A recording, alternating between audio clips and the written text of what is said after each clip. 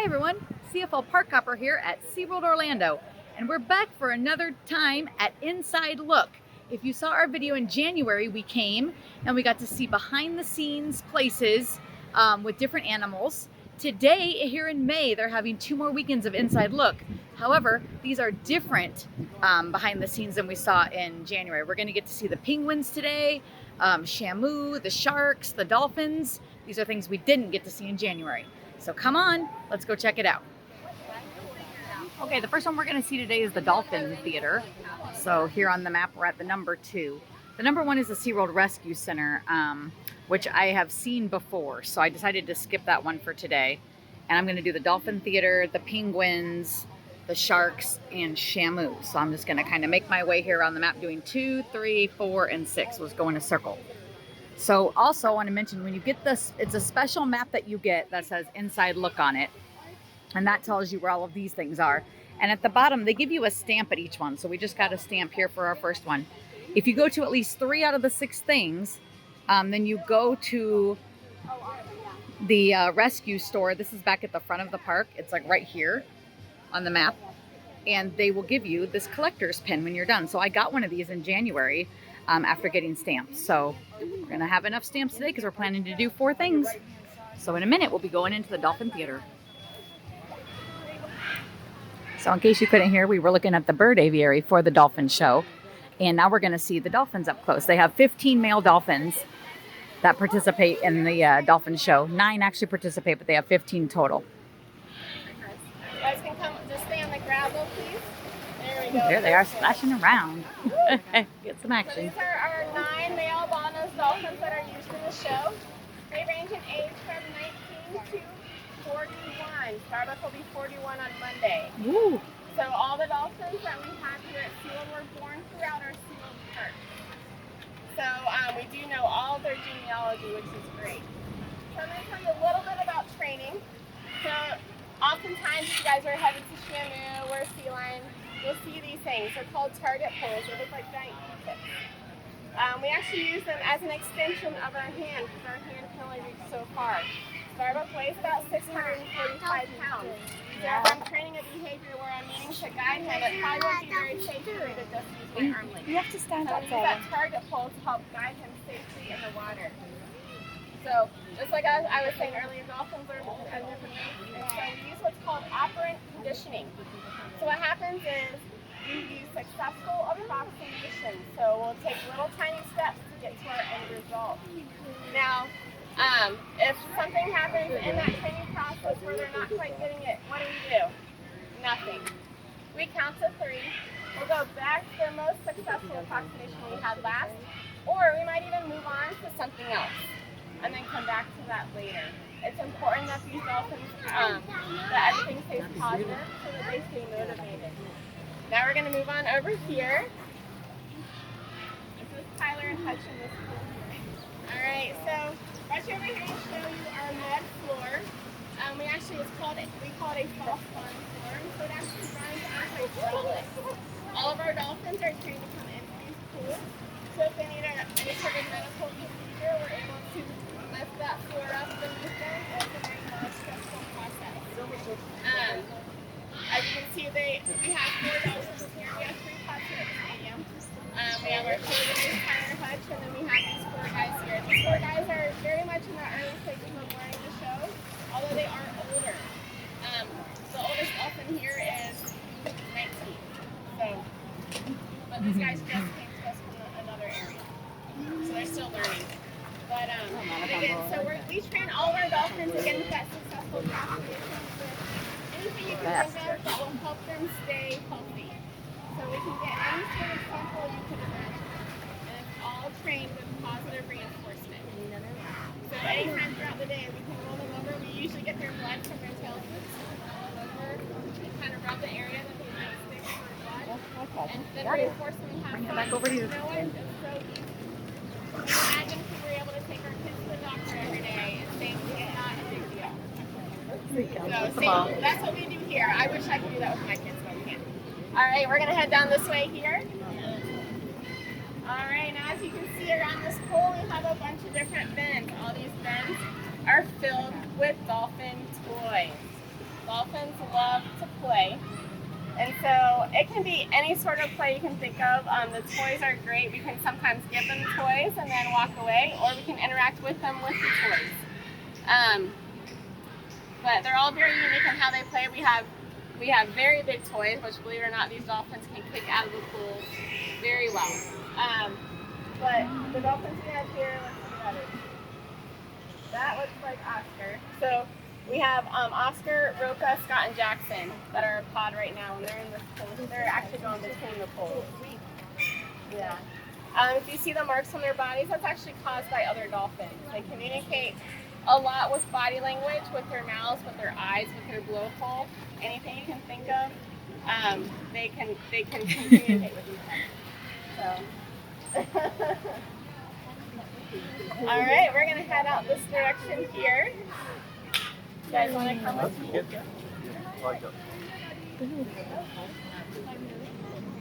How neat to see them training in action. I've always wondered how they learn how to do things on the show. So that's really cool. They do it with manipulatives with toys and teach them how to do behaviors. It's really neat. All right, so what do you guys think of that? That was pretty neat. Behind the scenes of the Dolphin Days Theater. And they do have a show several times a day that you can catch here at SeaWorld and see the dolphins in action. It's a really neat show.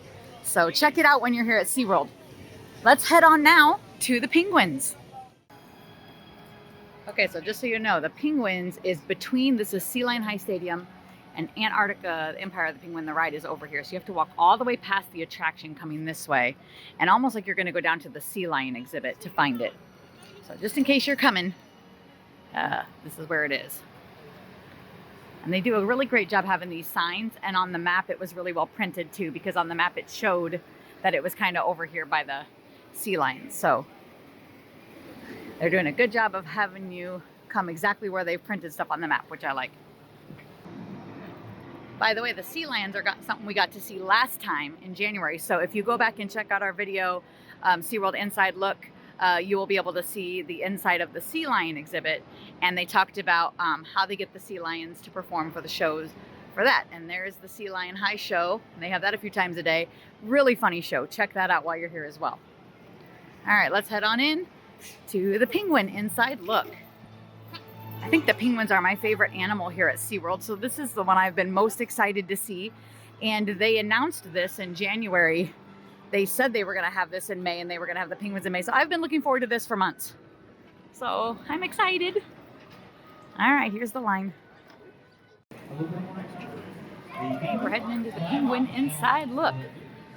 This is the back of Antarctica. Empire of the Penguin.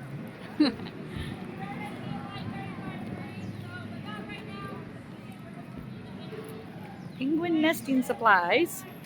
Is that someone works 24 hours a day. You know, someone is always here just to make sure that everything stays on and is always running.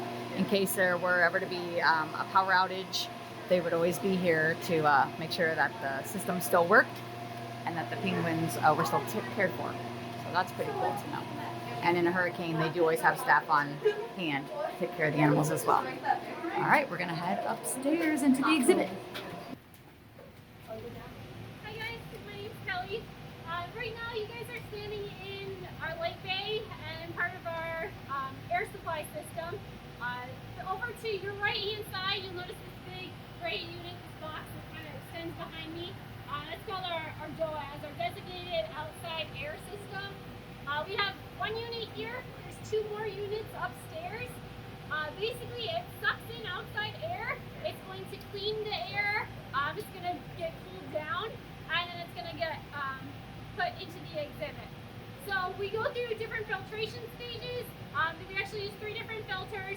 One is kind of a pre-filter. It'll get changed out every 2 weeks. Another one's a monthly filter, and then there's a HEPA filter that'll get changed out yearly.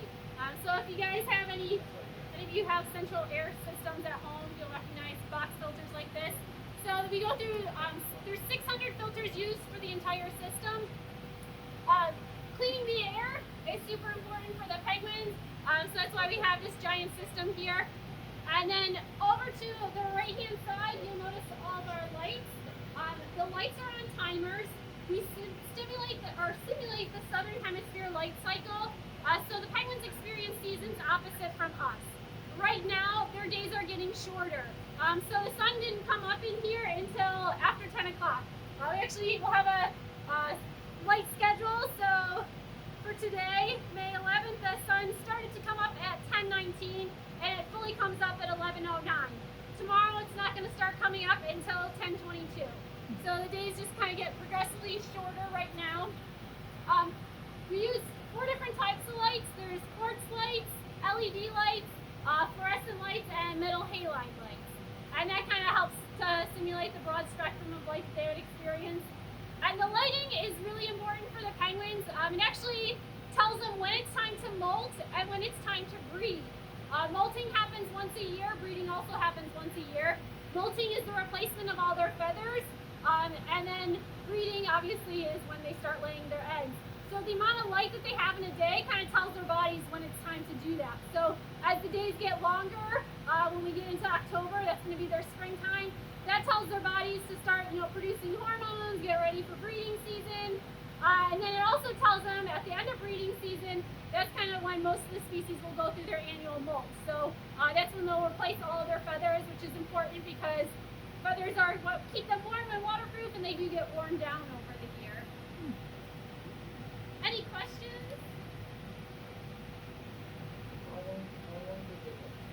So penguins will live about 15 to 25 years. Typically, they can live longer. Our oldest ones are in their early 30s right now, so anything past 20 is considered, elderly penguins.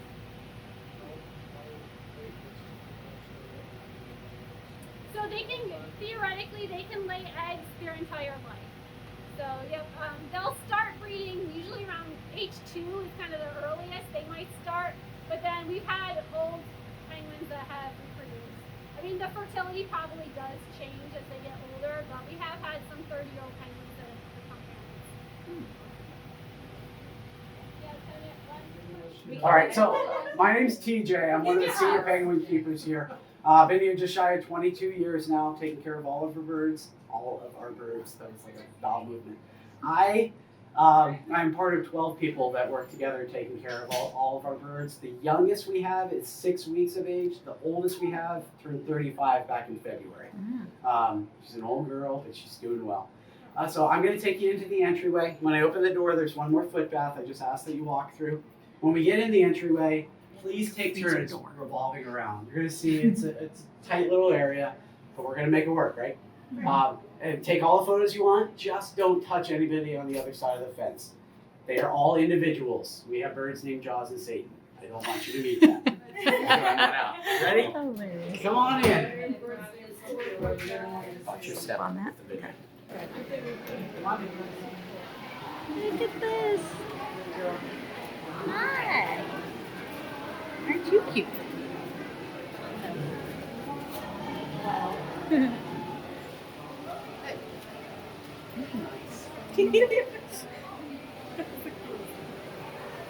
Come on up.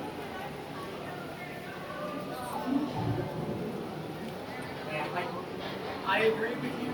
I think penguins are one of the cutest animals on the planet, but yeah, seriously, fill in the space so you can get up. Okay, so it's been my lifelong goal to hug a penguin. I guess that's not going to happen because he said Our not to team, touch we it. start here at least by 6 every day, sometimes sooner. Have any of you ever shoveled snow before? Yeah? Okay. I'm originally from outside Philadelphia.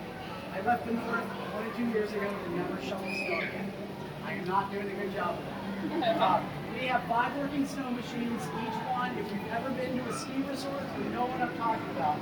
At the base of the hill, they have machinery making a smoother run. So that's what we have up in the ceiling.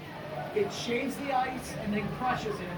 So if you've ever seen the snow piles pushed to the side of the road by the plow, imagine thawing the snow in your front yard every day, going where that plow has pushed the snow, shoveling it back out with a whole bunch of 3-year-olds when that feet. Penguins are super inquisitive, super intelligent. They want to be around us. They want to see what we're doing. If you're not paying attention, once you've thawed all the snow down to the rockwork every morning, and you're down on your hands and knees scrubbing every bit of rockwork in here, you will have them jump up on your head, on your back, grab the hat off your head, and run away with it. That is in their territory. It is theirs. We have 5 of the 18 different types of penguins here in the habitat. The second largest overall is the largest type we have, being the king penguin. You can see a number of them on your left over here, a few to the straight ahead. They are a foot shorter than an emperor penguin, which is the largest type overall. If you can imagine that. How many of you have seen Mr. Popper's penguins with Jim Carrey? Okay, those were Gentoo penguins, Gentoo. Incidentally, I hand raced one named R2. Gentoo. So there's a Gentoo right at my feet up here at the gate. There's a few more throughout. They have a white stripe from eye to eye. That is one of the third largest. So you go from the king down to the Gentoo in size. We also have southern or short-crested rockhoppers. Those are, well, here's a baby. This is one of our babies. If you look close, it's got its little crest, but it won't have the long yellow crest till next year. Right next to him is Edwin. Edwin is one of our older male rockhoppers. We also have chin straps, thin black line from ear to ear, and the Adelie penguin. They have a white circle around their eye. What questions do you have? You haven't gotten up here yet, so let's go. Make your way. I know you get stuck there. Yeah. We're gonna rotate up. Now try to take a step. That's where the waddle comes from. He says they walk on their tippy toes, and you put your knees together. That's how they walk. Here we go. Now you can pass on. Super cute. I'm not the only one here. Here's where their fish prep is. They get fed from. They have a little medical window in here. Take care. Wow, guys. Huge thank you to TJ and the team at Antarctica Empire of the Penguin for that backstage inside look. That was so amazing. The penguins, I think, are my favorite animal here at SeaWorld, and they're just so darn cute.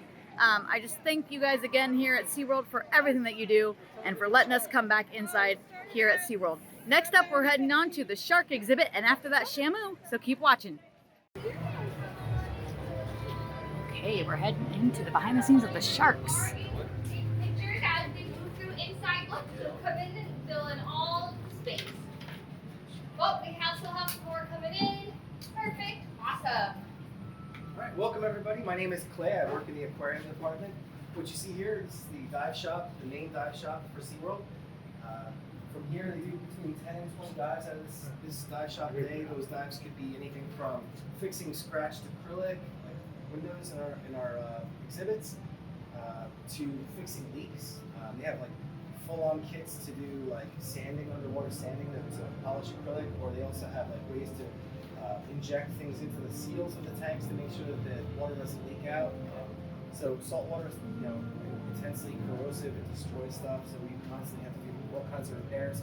They also have a full-time guy out here that just services the gear.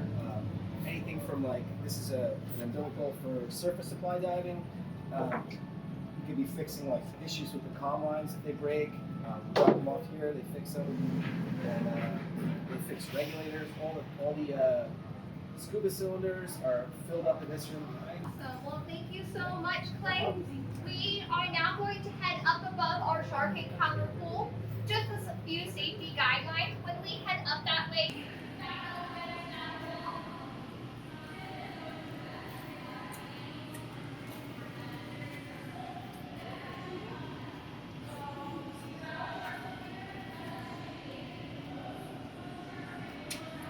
Hi everybody, welcome to Shark Encounter. This is our main shark habitat. We have a large shark, his name is Brent. I'm one of the aquarists that actually works up here with the sharks. So we have 5 different species of elasmobranchs in here. Elasmobranchs are a group of fish that sharks and stingrays belong to. They have a cartilaginous skeleton. Their skeleton is made of the same stuff that's in their noses and their ears, makes them very agile, very flexible. That's kind of what sets them apart from the normal fish. Bony fish, the skeletons are made of bone. Those are the animals that you think of as a normal fish. Salmon, tuna, trout, clownfish, angelfish, those are all bony fish. So the 5 species that have elasmobranchs we have up here, we have our sandbar sharks, which are the bluish-gray sharks, a little bit faster than everybody else in here. We have our sand tiger sharks. They're the larger sharks, more of a brownish gray. You guys go through the tunnel to see them. You'll see their mouths are usually wide open, lots of teeth showing. We also have our nurse sharks and our zebra sharks. Those are what I would call our efficient sharks. They're the ones that are probably lying on the bottom of the exhibit, not spending a whole lot of energy. And then we also have two sawfish in here, which are the large, they look like a flattened shark with a chainsaw on their face. Those are not actually sharks, they're actually more closely related to stingrays. So we do shark feeding up here twice a week, which is food is one of the most important things we do to maintain the health of the animals. Twice a week doesn't sound like a whole lot. However, sharks out in the wild will generally only eat once a week and actually go for months at a time without feeding. There's two reasons for that. Number one is sharks are very efficient swimmers. You'll see when they're swimming by, like this sand tiger right here, he is barely moving at all. Not using a whole lot of energy, so it doesn't take a whole lot of food to do that. The second reason is elasmobranchs are cold-blooded animals. What that means is they don't regulate their own body temperature.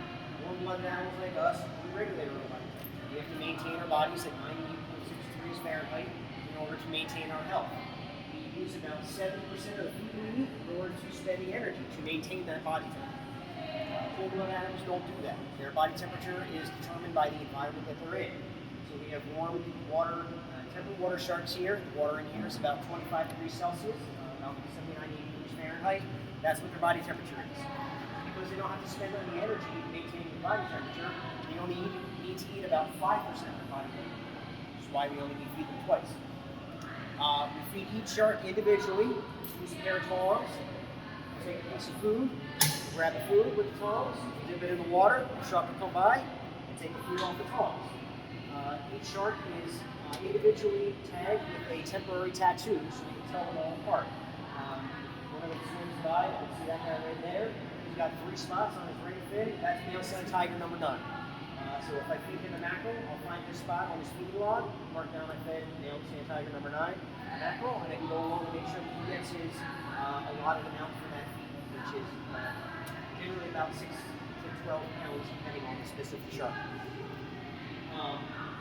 So we have different feeding stations to make sure that all the sharks are able to feed in relative comfort and peace. They're not fighting over anything. So the sand tigers and nurses will feed directly across the way. Right where that green square is, all the sharks are conditioned to come to a specific shape and color in the exhibit. So the sand tigers and the nurse sharks know when they see that green square, that's where they're going to get food from. If they go down where that yellow circle is, they're not going to get food. And they have been conditioned to recognize that. Sandbars and our zebras know that's where they have to go to food. Sawfish, we actually feed in the med pool, which you'll see in a couple minutes down the end. And redfish and the yaks and the other bony fish in here, which actually are more ravenous feeders. They're going to get fed down here so they stay away from the sharks getting their food.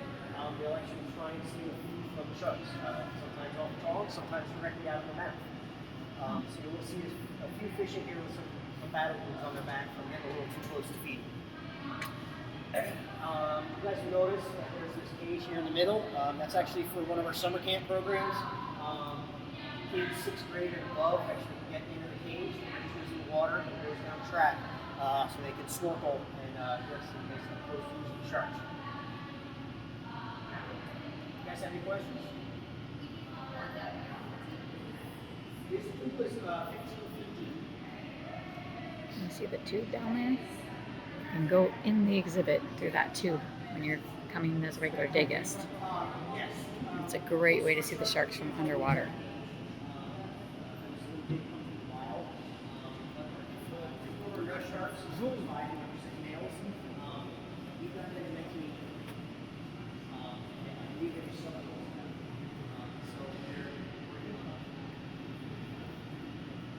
There's a sawfish. Can I get him? There he is. Sharks live much longer than captivity around the wild.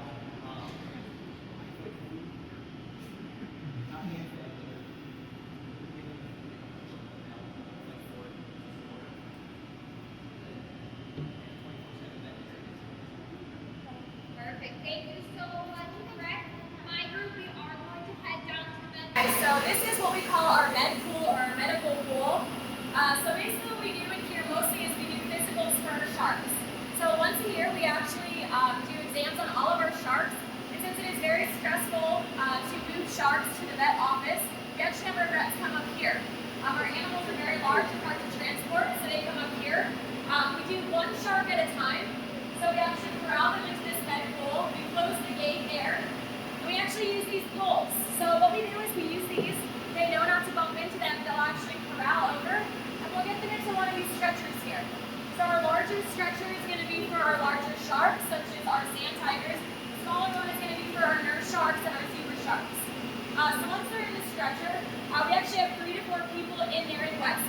they'll actually close up the structure and we put in a hose right up against their gills.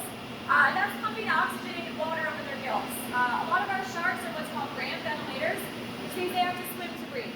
So if we have them in here doing a physical and they're not swimming, we don't want them to be suffocated. So we put that nice hose, nice oxygenated water, so they are doing fine. We actually have a time limit on our physicals. We don't want to go over 10 minutes. It's very stressful for the animal. We want to make sure they get back onto exhibit. So when the vets are up here, we usually do blood draws. We do a length on our sharks to see how much they're growing every year, see how big they're getting. Over there you can see hard hats. We actually wear those hard hats once we weigh our animals because we don't want to get hurt, so we have to use proper safety for us and our animals. So we'll actually load the structures up to that scale right there, weigh our sharks, and once we're done, we'll actually let them right back into the exhibit. We'll have someone keep an eye on them for a few minutes, make sure they're swimming fine, and then we'll move on to our next shark, make sure everything's okay. So once we get our bloods and all of our other samples we want, our vets will actually run that, give us an analysis on all of the samples, and then if anything is wrong, we can make sure that we do a treatment plan for all of our sharks. We've also conditioned our sawfish. We have a male and female sawfish. We've conditioned them to come in here to eat their food. So sawfish aren't really aggressive eaters, so we want to make sure nobody in the main exhibit is stealing their food. So we actually bring them in here. They know on certain days this is where they come. We actually tongue feed them certain types of fish, such as salmon, mackerel, anything like that. They're really cool because even though the fish is not alive, they actually still use their saw and they kind of chop it up. It's just a natural instinct for them. Then they'll sit there and eat it. So we make sure they eat, make sure they're happy. We open the gate and they can go back out. So I'm sure they told you, but sharks don't have to eat every day. We usually feed them only twice a week. Sharks have a really slow metabolism, so we don't want to feed them all the time. I think the sawfish feeding is like Tuesdays and Fridays or something, so that way we can just make sure that everyone's getting their proper nutrition. So this pool right here is about 750,000 gallons, so it is almost 1 million gallons. It's a pretty big tank. We actually dive it twice a week, so we get in there just like you would pressure wash your sidewalks or something. We actually pressure wash our tank. So we get in there, we use a pressure washer, we go, we clean all the corals, make sure everything's nice and clean. We scrub the windows, and we vacuum, making sure that these guys' habitat is as clean as possible. So we also do health checks if we notice that a shark isn't eating for a while. It's not unusual. Like I said, sharks don't have to eat all the time. But if we do notice that they aren't eating, we'll actually once again do a physical on them with our vets, make sure everything is going well. And then we also, identify our sharks. So we use these little sticks in here. They're called stick dicks. And it's just a chemical that actually puts a light mark on their skin. So we'll actually use that to ID them so that when we're feeding our sharks, or if we notice a strange behavior, we can actually say, oh, that was male number 5. Male number 5 is not in them. And that way we can keep it in our records. It's just easier to identify them than trying to just kind of say, oh, I think it's that one. Do you guys have any questions for me about our vet pool or about our exhibit in general?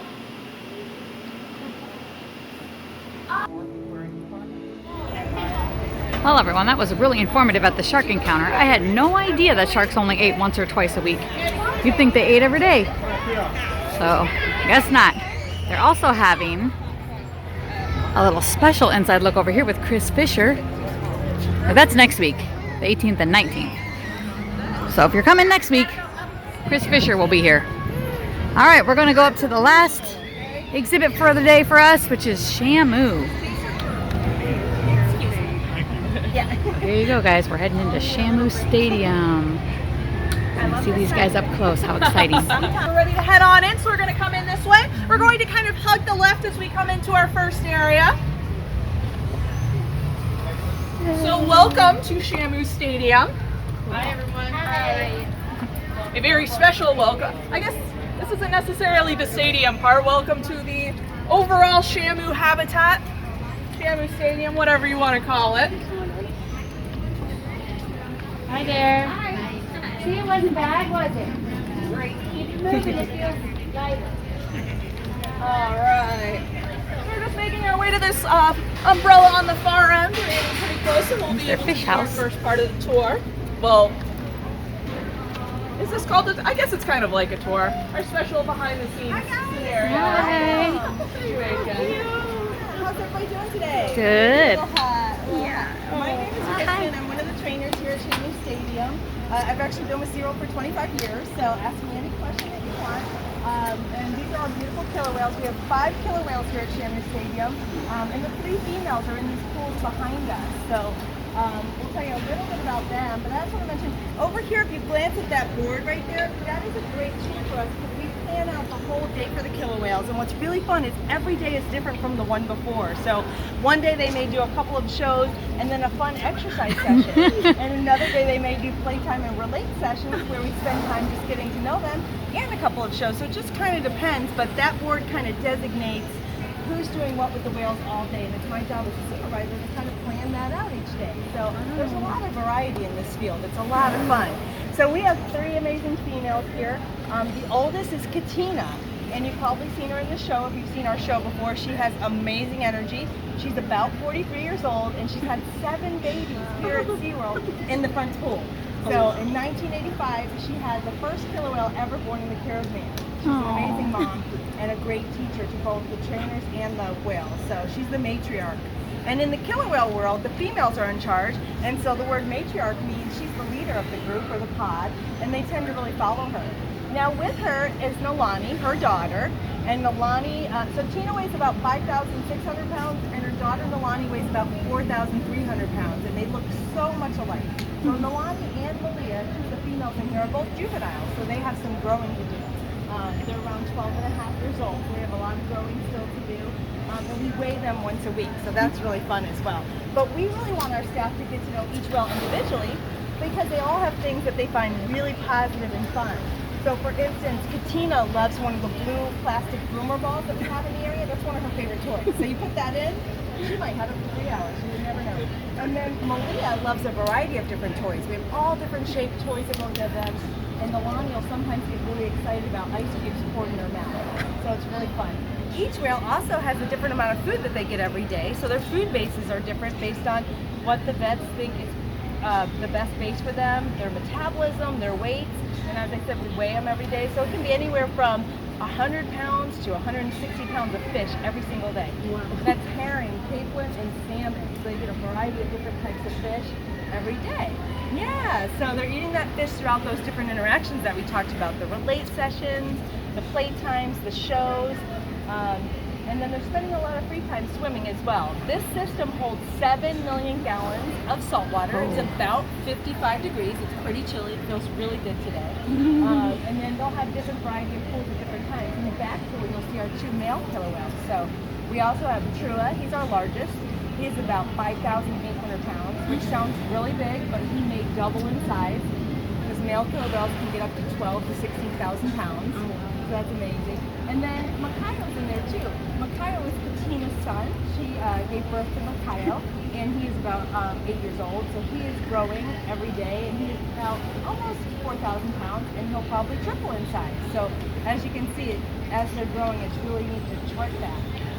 The whales also participate in morning husbandry or healthcare sessions, and in those sessions, all the female whales are trained to give us a urine sample in a little cup, just like when you guys go to the doctor. Yeah, they slide up, and we just put the cup right by their slit, and they'll give us that sample every single day. And they do that because we give them a lot of fun things like rub downs, and hugs, and toys, and fish. That helps the vets analyze their hormones. It helps for research. We're doing a lot of research that you'll hear about at the next station. They also do blood samples better than we do. They'll roll over and just lay their tail right on our lap, and the vets will put a needle in, and they'll grab a blood sample about twice a month so we can be real proactive and know that they're healthy. So, and when we do all these behaviors with them, we give them a lot of fun things for reinforcement or rewards. And they never know what they're going to get. It could be Jell-O. They really enjoy Jell-O. It could be ice cubes. It could be a nice fire hose on the back. That feels really good because they're really large mammals. So we actually have firemen that will donate hoses to us that we can use to really get that sloughing of that dry skin. So it's pretty incredible because probably our #1 characteristic as a trainer is to be creative. Every day you need to come to the job with really neat ideas, different ideas about how to have fun with the whales. And it is a really, really fun profession. After 25 years, I still love coming to work every single day. And Katina is actually one of my favorites. Yeah. That's Malia right there. Hi, Malia. She weighs about 4,000 1,300 pounds, so they all look a little bit different. In fact, they look as different as you guys do once you work with them every day. Yeah. She's got a smaller dorsal that's pretty straight. Her white eye patches are a little bit narrow. They all have slightly different coloration or different markings, so we can tell them apart when they're swimming all the way across there or right here. And it's just getting to know them and getting that relationship with them. You guys have been great. I just want one question. Yeah, sure. Why the big one has his fin is cut? Yeah, the Did it dorsal hurt? fin is made out of a connective tissue, kind of like your Like ear. our ear, okay. Yeah, real Okay. flexible, whereas the flippers on the side have a bone structure and they're real dense. Okay. The dorsal fin is there for thermoregulation and also for keeping them balanced. Well, she did have an injury at one point. The dorsal fin actually has a little divot Okay. in it. It didn't hurt her at all, Okay. but it won't grow back together. It's It'll healed stay- within. yeah, And it's we like actually that. did cold laser therapy to make it heal faster. But those things happen both here and out in the ocean. If they Yeah, bang yeah. into something or if they're being Yeah, sexual with another animal, they get real active in those activities. So sometimes Okay. those things can happen. Okay. Yeah. Good question. Thank you. Bye, guys. Lisa. In this area, we're going to talk about our killer whale husbandry here at Seaworld. And the reason we're going to talk about our husbandry right here is because right behind me is what we call our med pool or a medical pool. This is where we do a lot of our medical procedures with our killer whales. What's really cool about the floor here, it raises from the bottom to the top, which allows the whales to be completely out of the water and allows our veterinary team to get come up and do really close examinations of them. All of our animals are trained to actively participate in their own health care. So we can do things like get blood samples from our killer whales. What do we do when we go to the doctor to get a blood sample? We got our arm, right? Hold it still, you can't be moving around like this. The same with our killer whales. We can't ask them to put out their arms, but we ask them to turn their backs and put out their tail flukes and hold them very softly in our lap, and they won't move. Then we will have our veterinary team come up and get a blood sample. There's a very common vein that runs in those tail flukes that we can get a blood sample from. We have an amazing veterinary team here that works with our animals, everything from the fish to the killer whales to our rescued animals. They need to know a lot about a lot of different things. It's really interesting. Now we can do a lot of different husbandry procedures with our animal. We can get measurements on them. We have a killer whale size scale over there. We can get weights on them. We can get ultrasounds on them, blow cultures, x-rays. And the coolest husbandry behavior out of all of them, I think, is we can get urine samples from our killer whales. So basically all of our female killer whales are trained to pee in a cup. Very cool. More fascinating behaviors to watch. Now all this information is really important because we're not able to get this information out in the wild. You can't really roll up the killer whale and say, hey, pee in this cup for me.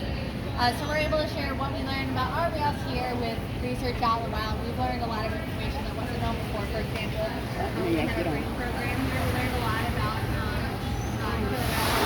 Before SeaWorld, they thought killer whales were pregnant for 12 months. They're not. Killer whales are pregnant between 17 and 18 months, so that's their gestation period. Imagine being pregnant for 18 months. That's a really long time. Also, we learned how big their milk is.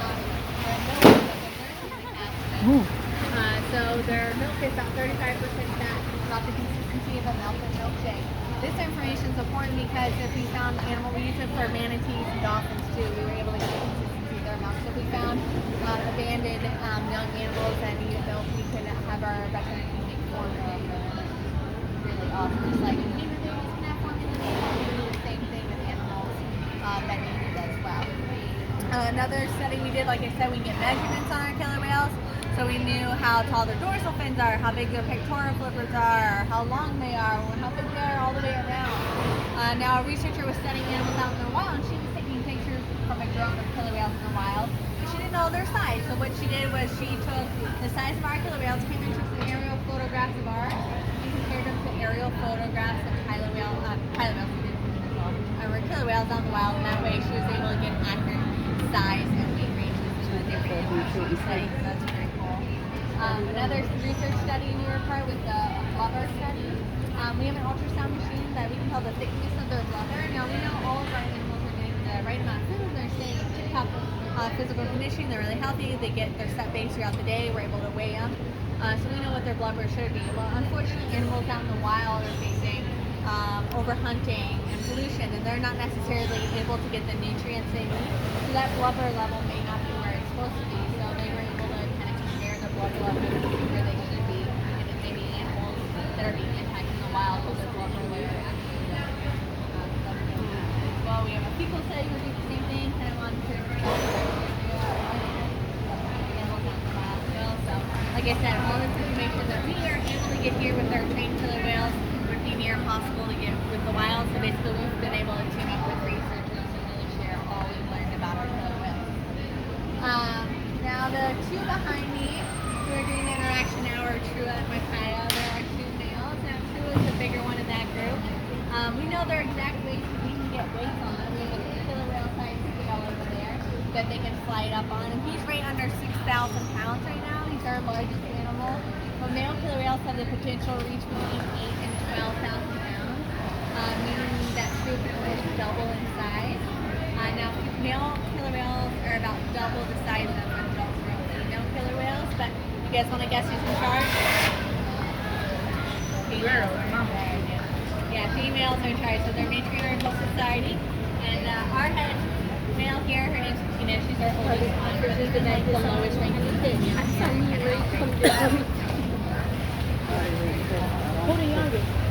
Micaiah. He's just around 3,000 pounds. He's at the back right now, so you'll probably see him. You'll see him when you go that way. That's maybe well, Micaiah and True are different sizes. So Micaiah's half the size of True, so when they're together, they're really easy to tell apart. And this pool, they all have different markings. Their dorsal fin. So this is Katina. I can tell by her dorsal fin right away. Their flukes are all different too. It's like a fingerprint for killer whales. Same with that saddle patch nail. It's a little bit different. You guys are going to be heading to your next station. You can look for True and Micaiah. See the size different on them. Milk.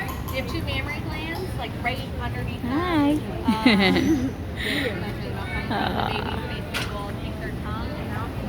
Good girl. You're such a good girl. Look at her. My name is Kayla. I'm one of the animal trainers here. First things first, you guys all having a good day at Inside Look so far? Yeah. Awesome. So what we're going to talk about in this station is enrichment. And then at the end of that, I'll just kind of ask you guys if you have any questions at all about anything you've seen so far or want to know. Sound good? Perfect. So enrichment is kind of a funny word. Basically what it means is change. So we use the word enrichment across all the zoological field, whether we're talking about whales and dolphins, or gorillas and chimpanzees, elephants and rhinos, anything like that. Enrichment just means change. That change can look like a lot of things. It could be a social change where animals are interacting with one another for the first time. It could be actual physical change to the environment itself. If you look right behind you there, we have some rocks. Those rocks in the next couple of weeks will end up in G Pool, which is the pool over to our right-hand side. Over the last 6 months, we've added, I don't actually know how many tons, but literally tons of rocks. Not just as a general, like, colloquial term of, like, we've added a lot of rocks. But literal tons of rocks to that environment to make sure that the environment looks a little bit different. It's our hope within the next year to introduce live fish, the pilot whales and the killer whales in that pool. So the rocks will also serve as a hiding place for those fish. And of course, the change could also be things like toys. You look all the way over your left-hand side, we have a toy box or a toy chest, we sometimes call that. There will be hundreds of combinations of toys that we can introduce to the animals that they can play with. They all have favorite toys, just like we might have favorite Lego sets, or favorite video games, favorite movies. They're all a little bit different. Katina, who I think was watching you guys in Deep Pool earlier, her favorite toy is the big blue ball, which is a really original name for a big blue ball. But when she has that in her environment, nobody else gets to play with that one. It's her toy, it's hers alone. She won't share it. And sometimes she'll use that toy for 8 to 9 hours at a time. Wow. It's always her choice as to whether or not she wants to give back the toy. Same thing with all the other animals. If we give them a toy, they can keep it for 10 minutes if they want to. They can keep it for the whole day if they want to. It's totally up to them. But they all have favorite toys, just like we all do too. It's important for us as trainers to know what toys they enjoy. Because a lot of times when we ask people what do killer whales like as rewards, the first thing that they think is fish. But fish is only a part of what we give them as rewards. We can also give them things like ice, jello, those toys that we talked about, back rubs, belly scratchers, and those are part of the change too. It's kind of like waking up on Christmas morning, you know that you have presents, but you don't know what's in them. That's part of the change too, is like, they know they're going to get a reward for doing a show or an exercise session or something like that, but they don't know exactly what it's going to be. So change is a big part of what we do here at Seaworld. Do you guys have any questions at all about anything you've seen so far today, you're like hoping to learn? Yeah. Up close toys. Really big. So is this everyone's first stop at Inside Look? Have we gotten to go to a couple of Yeah, it's something that's new for us on this scale. So we're really excited to have all you guys back here. My name's Justin. I think it's really cool for you guys to see a show from this vantage point. This perspective is really special. So you can see the boys. We have a sea pool on that side right now. The girls are finishing the show. It just gives me goosebumps every time, you know, watching it from this perspective, seeing the whales jumping out in the crowd roar and all that. So I'm really happy for you guys. You got that perspective today too. I want to tell you a little bit about our enrichment program that we do here. We have toys. Sorry, water. We have toys that we interact with our whales as reinforcers in their training, in addition to things like back rubs and fish and ice cubes. We have some examples on the left-hand side. You'll be able to see those when you leave. They have favorite toys. They're very different animals. They have favorite toys. They have favorite pools. They have favorite whales. They have favorite trainers too. Or I like to think so. And we have favorite whales too. So it's neat to develop our relationship with them. He's coming this way. Cool. Oh look! So the boys have access now. So show just finished. It is open day 6 here. Now the boys have a little bit of free time. We have the 5 killer whales all together. Our 2 males being True and Makayo. See that gate is closing now. They're going to be in this pool solo right now. We changed a combination of pools. That's another way we enrich their lives. So right now they're just going to be in one, this is called E-Pool. So they finish the show, they're going to say, okay, come over here. And then they're going to reinforce them from the bridge, coming back, and then we'll probably throw in some toys or something. And for a job well done. Thanks for doing a good show. Y'all are awesome. And now we're just a big old playtime back here. So we try to make each pool very fun and reinforcing. Quickly, I'll point out our pilot whales on the right-hand side. These are stranded animals that were rescued in 2012, and they've lived with us at our stadium for the last 2 years. They're awesome. We have just a couple minutes for any last-minute questions that you guys might have. If you have any questions about whales, the training, playtime, enrichment, anything like that? Sorry? I've been at Seaworld for 7 years, 6 years. So in case you couldn't hear, the guys are getting to eat. This is Trua and Makayo, the 2 male killer whales. And they're going to get to play with some toys and have some fun enrichment now that they have finished their part in the show.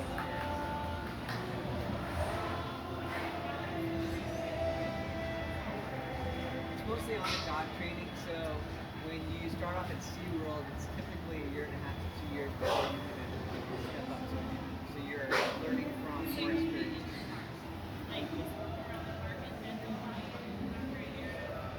Nope, so you apply for a training position, you have to do a swim test to earn it, and then from there you start off at associate trainer, and then you're third and then eventually... Just throwing ice cubes in them. They like ice cubes. There aren't too many schools you can go to. They're going after them. So it's mostly... All right. You guys were great. Thank you so much for your questions. Check out those boys. When you leave, check out our toys when you walk by, okay? Feel free to touch them, move them around, all that. Get a feel for just how heavy they are. Some of them are like 100 pounds. Yeah.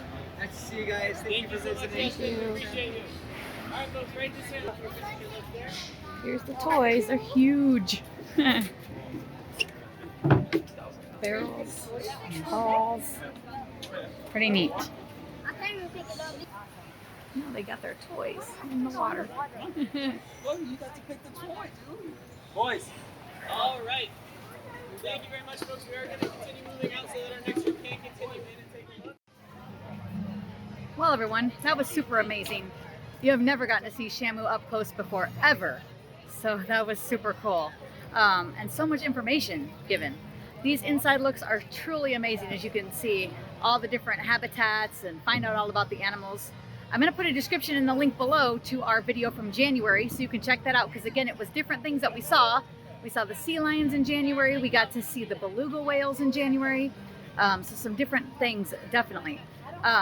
Hopefully maybe sometime when you're here at SeaWorld, they'll be having an inside look. They had it in January this year, and they will be having it, these 2 weekends in May, and I'm sure they will make more announcements and have it again. So if you like the video, hit like and subscribe down below, and thanks for watching.